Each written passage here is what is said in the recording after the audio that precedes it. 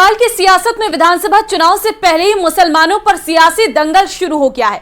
9 साल बाद ममता बनर्जी फुरफुरा शरीफ पहुंची तो उन पर बीजेपी समेत कई नेताओं ने मुस्लिम वोटों के तुष्टीकरण का आरोप लगाया।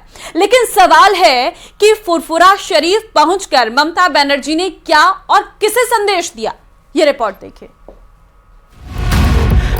ये तस्वीरें उस वक्त की हैं जब ममता बनर्जी 9 साल बाद हुगली जिले के फुरफुरा शरीफ पहुंची, जहां उन्होंने फुरफुरा शरीफ के मौलवियों के साथ बैठक की और इफ्तार की दावत में शामिल। इन तस्वीरों की सियासी गलियारों में काफी चर्चा हो रही है।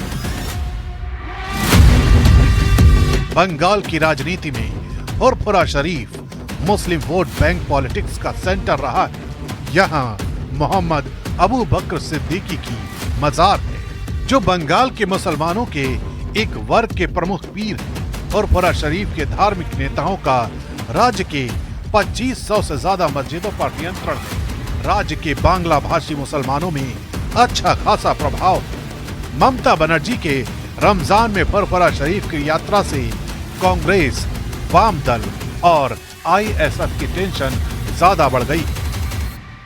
अफ्तार की दावत में वहां पहुंची फुरफुरा शरीफ, हमारे बंगाल की सीएम ममता बनर्जी।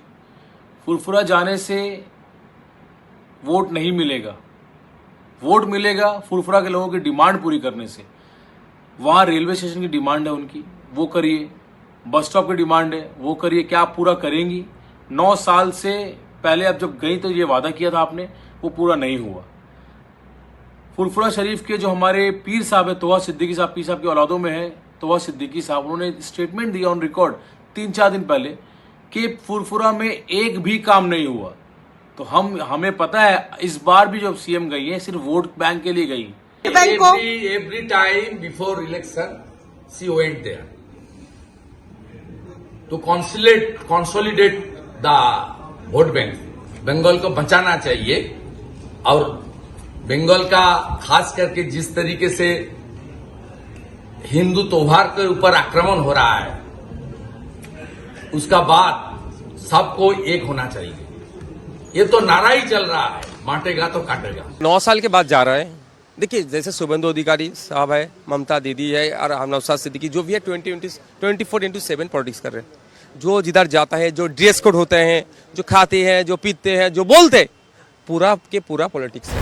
एक दौर में बंगाल में मुस्लिम कांग्रेस का बड़ा वोट बैंक रहा था। अब ये वोट बैंक पूरी तरह से टीएमसी की तरफ शिफ्ट हो गया है।